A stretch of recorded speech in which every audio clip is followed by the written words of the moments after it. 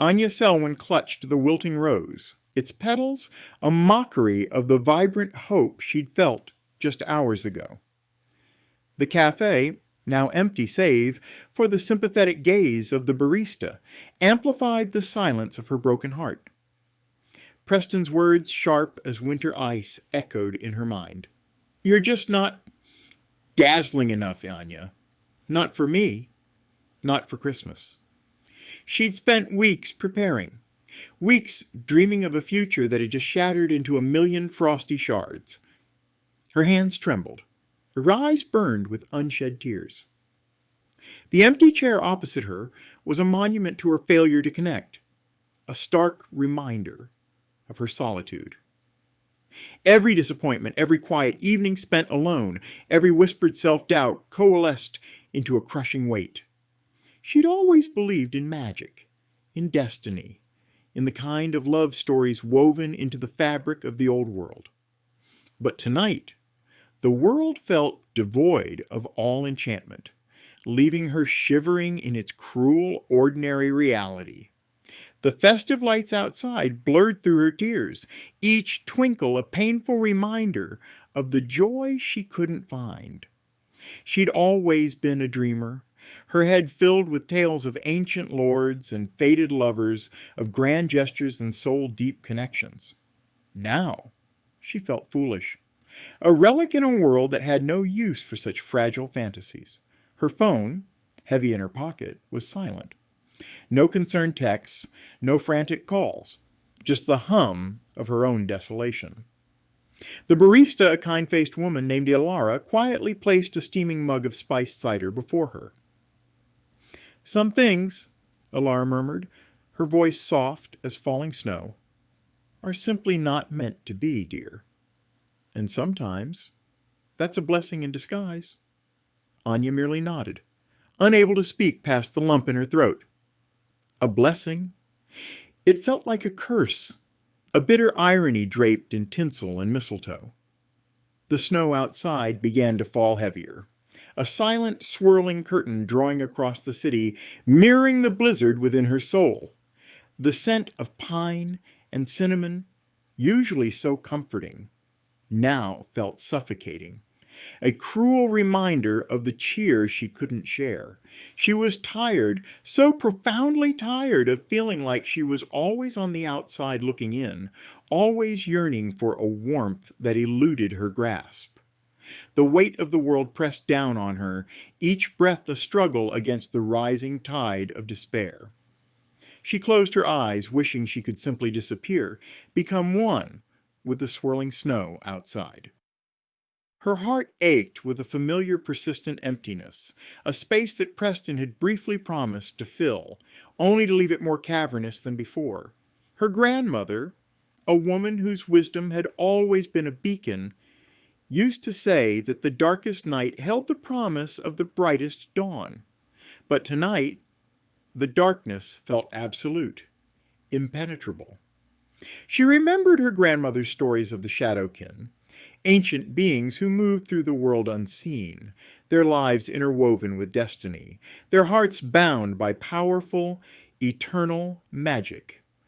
Anya had always dismissed them as charming fables, comforting bedtime tales. Now, she longed for even a whisper of that magic, a sign that the world held something more than this mundane, crushing disappointment. She stood up, the wilting rose slipping from her numb fingers, scattering petals onto the cool marble table. She had to leave, had to escape the suffocating memories of Preston's dismissive smile, the sting of his words. As she stepped out, the winter air bit at her exposed skin, a sharp, cleansing shock. The snow was falling thick and fast now, blanketing the cobblestone streets in a pristine white. The city, usually bustling with festive energy, seemed hushed, muffled by the falling flakes. She pulled her worn coat tighter, hurrying through the deserted square, her footsteps leaving faint imprints in the fresh snow.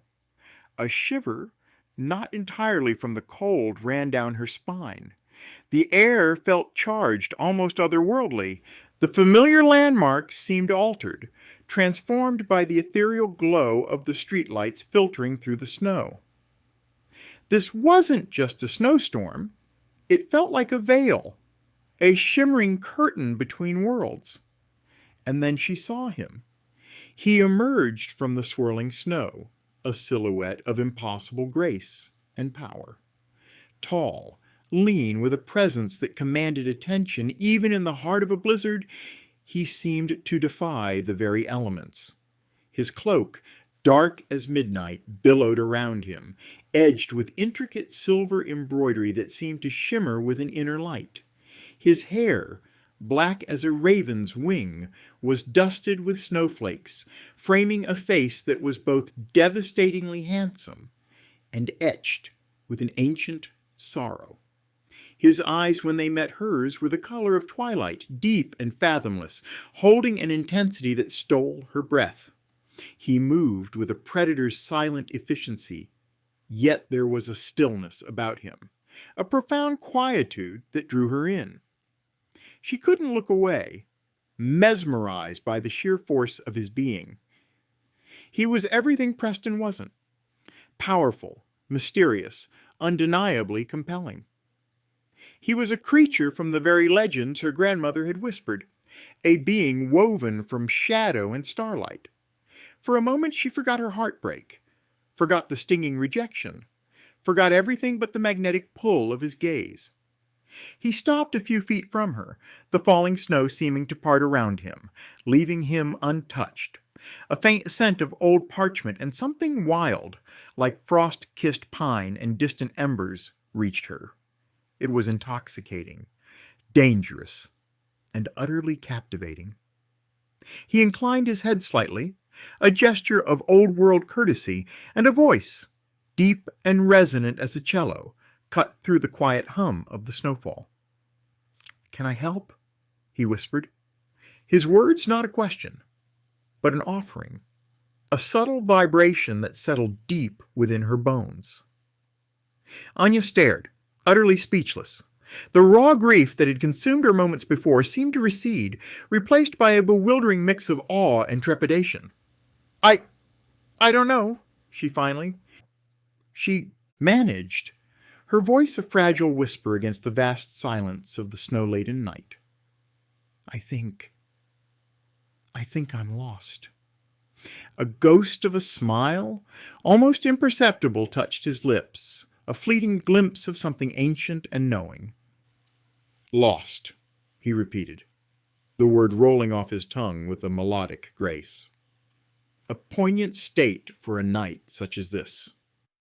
His gaze swept over her, taking in her tear-streaked face, the faint redness around her eyes, the single trembling rose petal clinging to her coat. "And what," he continued, his voice softer now, a comforting balm, "has brought you to be lost in such a desolate manner, little one?"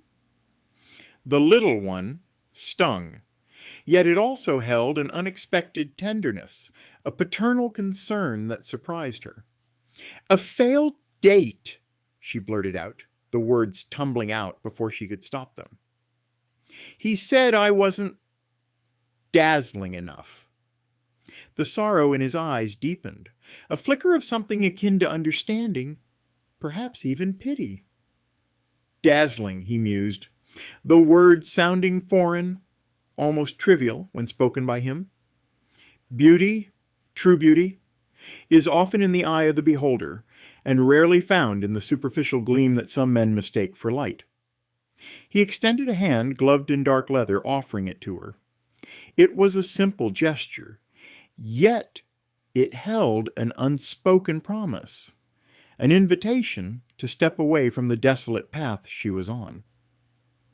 "My name is Lysander Voronin," he introduced, his voice like the rustle of ancient leaves, "and I assure you, your light shines brightly enough for those who are truly able to see." His hand, cool, shockingly so, but steady and firm, enveloped hers. A jolt, a current of warmth and something indefinable coursed through her, chasing away the chill of the winter night and the lingering ice of Preston's words. It wasn't a romantic spark, not yet, but a connection, profound and unexpected. He led her through the snow, not towards the main street, but down a narrow winding alley, shrouded in shadow and ancient brick. The snow continued to fall, a silent witness to their journey. She felt no fear, only a strange sense of inevitability, as if every disappointment, every quiet evening, every tear she'd had led her to this exact moment, this impossible encounter. They emerged into a secluded courtyard hidden from the world where a grand Gothic manor house loomed. Its architecture was unlike anything she had ever seen, a blend of forgotten eras and mystical design. Its windows glowing with a soft, inviting light. It felt alive, breathing, a sanctuary from the storm. As they approached, the heavy oak doors carved with intricate swirling patterns swung open silently, revealing a warm, inviting foyer. The air within was rich with the scent of aged wood, old books, and something subtly floral, a stark contrast to the biting cold outside. "Welcome," Lysander said, his grip still firm on her hand, "to my home." He led her inside, his presence filling the grand space. The foyer was vast, illuminated by flickering candelabras and a roaring fire in a massive stone hearth. Tapestries depicting mythical creatures and ancient landscapes adorned the walls, and tall, overflowing bookshelves lined every available surface. It was a place steeped in history, in stories untold. And then she saw them. Two small figures, barely taller than her waist, emerged from behind a velvet curtain. They were twins, a boy and a girl, no older than 5, with hair as black as Lysander's, and eyes that held the same unsettling, knowing depth. Even at 5 years old, the Shadowling twins had learned to read people, their gazes fixed on Anya with an almost unnerving intensity. They were dressed in miniature, elegant tunics, their faces smudged with what looked like charcoal, yet beaming with an innocent curiosity. "Papa?" The little girl, Astrid, piped up, her voice surprisingly clear. "You brought a visitor." The little boy, Bronte, nodded in agreement, clutching a well-worn toy dragon. Lysander knelt, releasing Anya's hand briefly to embrace his children. "Indeed, Astrid, Bronte, this is Anya." He looked at Anya, a subtle plea in his eyes. "They are energetic." Anya offered a hesitant smile.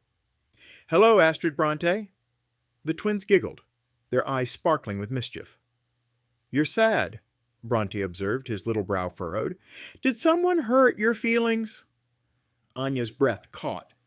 Their directness, their unvarnished honesty, was disarming. Lysander placed a gentle hand on Bronte's shoulder. "Bronte," he admonished softly, "manners." But Anya shook her head. "No, it's all right. Yes, someone did." "He was a weak man," Astrid declared, her chin tilted up defiantly. "Mama always says weak men don't know what's truly valuable." Lysander sighed, a fond exasperation in his gaze. "Your mama says many things, my little star." He turned back to Anya, a warmth entering his twilight eyes. "Come, let us get you warm. Perhaps some spiced meat and a comfortable chair by the fire will help chase away the chill." As he led her further into the manor, the warmth of the fire and the unexpected, innocent charm of his children began to thaw the ice around her heart. She hadn't realized how deeply cold she had become until now, until this sudden, inexplicable warmth, this unexpected turn of events, this encounter with a man from her childhood fantasies and his precocious, perceptive children felt less like coincidence and more like fate. Maybe, just maybe, Alara had been right. Maybe Preston's cruelty was a beginning, not an end. Maybe the weak man didn't come so she could meet them instead. The aroma of spiced meat and roasted chestnuts filled the air as Lysander settled her into a plush armchair by the roaring fire. Astrid and Bronte, surprisingly well behaved for their age, sat on a large rug before the hearth, meticulously arranging a collection of polished river stones. Lysander brought her a goblet of the steaming mead, its warmth spreading through her chilled fingers. "It's a family recipe," he said, a hint of pride in his voice, "passed down through many generations." She took a sip, and the complex blend of honey, cinnamon, and a subtle floral note danced on her tongue, instantly comforting. "It's wonderful," she murmured, a genuine smile finally gracing her lips. He sat opposite her, his tall frame at ease, yet his eyes, those captivating twilight eyes, never truly left her face. "You seem less lost now," he observed, a gentle teasing in his tone. "The mead? Or the company?" Anya chuckled, a light musical sound she hadn't realized she was capable of. "Both, I think. And your children, they're insightful." Lysander's gaze softened as he looked at Astrid and Bronte. "They have a way of seeing past the surface. A gift, some would say. A curse, at times, for their governesses." The self-deprecating humor was unexpected, a small crack in his imposing facade that revealed a hint of warmth. "They said I was sad," Anya remembered, a fresh wave of vulnerability washing over her. "And that the man who hurt me was weak." "And they were correct on both counts, I imagine," Lysander replied, his voice firm, leaving no room for doubt. "A man who dismisses another's worth based on such shallow metrics is indeed lacking in strength of character." He leaned forward slightly, his gaze intense. "But tell me, Anya Selwyn, what is it that truly makes you feel dazzling?" The question caught her off guard. No one had ever asked her that. Most people simply expected her to be a certain way, to fit into a predefined mold. She thought for a moment, looking into the dancing flames. "I suppose I feel dazzling when I'm truly creating something," she confessed. "When I'm lost in painting, or when I'm arranging flowers, transforming something simple into something beautiful, or when I help someone see the beauty in themselves." Lysander listened intently, a flicker of admiration in his eyes. "A creator, then? A weaver of beauty. That is a rare and precious gift, Anya, far more valuable than any superficial sparkle." His words resonated deep within her, a truth she had always known, but had allowed others to obscure. He saw her, truly saw her, in a way no one else ever had. This powerful, enigmatic man, a king from legends, was acknowledging her deepest self, validating her passions. As the evening deepened, the conversation flowed with an ease that defied their recent acquaintance.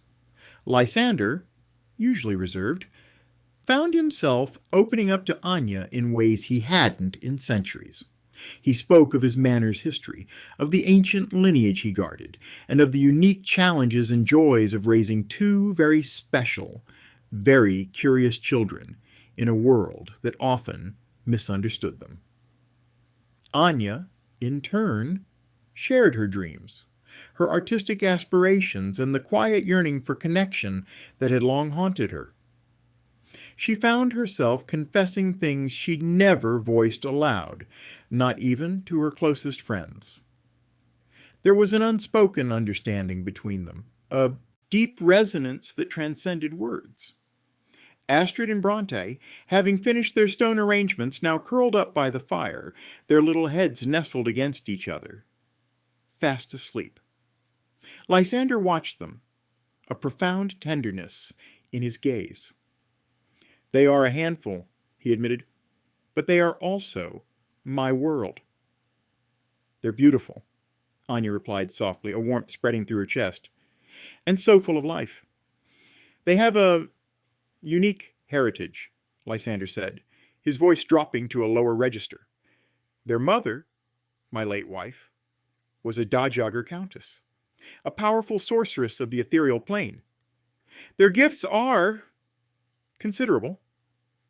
Anya listened, her imagination sparked by his words. This was the magic she had always longed for, the fantastical realm her grandmother had hinted at. It was real, and she was sitting right in the heart of it. Lysander then spoke of his loneliness, the centuries of solitude that came with his ancient existence. He was a being of immense power, a protector of forgotten lore, but also a soul burdened by immortality. It is a heavy crown, Anya, he confessed, his voice tinged with a weariness that belied his powerful demeanor. To watch generations pass, to guard secrets the world has long forgotten, to yearn for a companion who can truly understand the depths of it all. He looked at her then, his twilight eyes searching hers. Tonight, you walked into my life like a whisper of forgotten starlight, a light I hadn't realized I was so desperately missing. His honesty, his raw vulnerability, touched her deeply. This wasn't just a powerful king, this was a soul reaching out, yearning for connection, just like her. The revelation, though grand and fantastical, felt strangely natural, a piece of a puzzle she hadn't known she was solving. As the first hint of dawn painted the sky with soft hues of rose and violet, Anya realized how late it was. The fire had dwindled to embers, and Astrid and Bronte were still fast asleep, nestled together like two little fawns. A comfortable silence had fallen between her and Lysander, a quiet understanding that spoke volumes. "I should go," she said, though the words felt heavy on her tongue. "It's getting late, or early, rather." Lysander nodded, a faint regret in his eyes. "Of course, though the hours have felt like moments tonight." He stood, extending his hand to help her up. His touch still sent that familiar, comforting jolt through her. "Thank you, Lysander," she said, her voice soft with sincerity. "For everything. For the mead. For the warmth.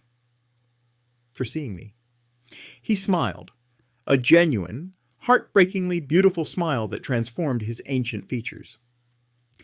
"The pleasure, Anya, was entirely mine. And seeing you, that was no effort at all." He walked her to the grand oak doors, the silence of the early morning broken only by the gentle patter of melting snow from the eaves. As he opened the door, a wave of cool, fresh air greeted them. "Anya," he said just as she was about to step out, his voice imbued with a newfound urgency. "There's one thing more." She turned, her heart thrumming with anticipation. "I believe in destiny, Anya Selwyn. And I believe that sometimes the most profound connections are forged in the crucible of disappointment. Perhaps Preston's cruelty was not an end, but a beginning." He reached out, gently cupping her face, his thumb tracing the line of her jaw. His gaze was intense, unwavering, promising. "You are more than dazzling, Anya. You are luminous." And then he leaned down, his lips brushing hers in a kiss that was both ancient and new, a silent promise of a future she hadn't dared to dream of. It was a kiss that tasted of spiced mead and starlight, of forgotten legends and new beginnings. It was a kiss that sealed a destiny, whispering of a love that defied time and circumstance. The kiss lingered, a sweet, potent magic that permeated her very soul. When Lysander finally pulled away, his eyes, those captivating twilight pools, held a depth of emotion that mirrored her own. "I will see you again, Anya Selwyn," he promised, his voice a silken vow. "This is not goodbye. It is merely a pause."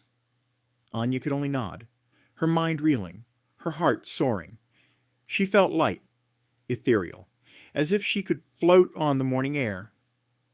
The shame and hurt from her earlier rejection had completely vanished, replaced by an intoxicating blend of hope and wonder.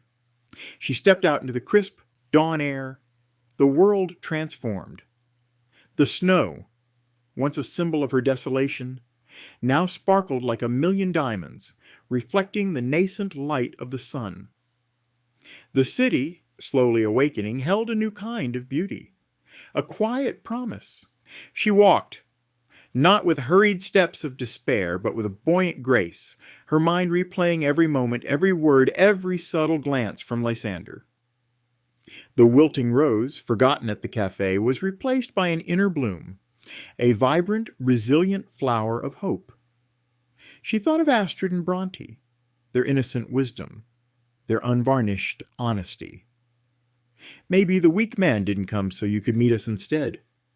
Their words echoed in her mind, a profound truth delivered with childlike simplicity.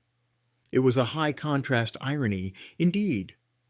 The worst night of her year had somehow birthed the most extraordinary, most magical encounter of her life.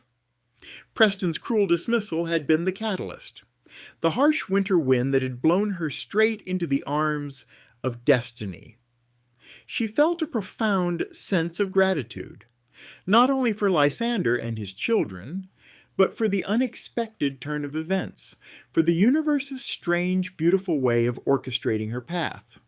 She realized that true love, true connection, wasn't about being dazzling for someone else's superficial expectations. It was about being seen, truly seen for who you are, flaws and all, and being loved fiercely for it. As she reached her small apartment, the mundane world seemed to shimmer with a new, magical light. Her hands, which had trembled with despair just hours ago now, held a quiet strength. Her eyes, once burning with tears, now sparkled with a newfound hope. She looked at her reflection in the mirror, truly seeing herself, perhaps for the first time. She wasn't dazzling in the superficial way Preston had meant, but she was luminous, vibrant, alive with the promise of something extraordinary. The Vampire King, a creature of ancient power and profound sorrow, had recognized the light within her, a light she had almost allowed to be extinguished, and in doing so, he had reignited it, brighter than ever before. Her artistic spirit, her belief in magic, her yearning for a love that transcended the ordinary, all of it now felt validated, understood, embraced. The memory of Lysander's cool, steady hand, his deep, resonant voice, and the ancient wisdom in his twilight eyes filled her with a thrilling anticipation for their next meeting. This was a story not just about love, but about self-discovery, about finding your own worth, and about trusting in the universe's mysterious plan. Every disappointment had led her here. Every tear had watered the seeds of this incredible, fated connection. The empty chair at the cafe was no longer a monument to failure, but a symbol of the space that had been cleared for something infinitely more meaningful, more magical. Her journey of healing and hope had just begun, guided by the whisper of a king from the snow. She knew, with a certainty that settled deep in her soul, that her destiny was no longer one of quiet solitude, but of an extraordinary love story, unfolding beneath the watchful eyes of ancient stars. A love story woven into the very fabric of the ethereal plane.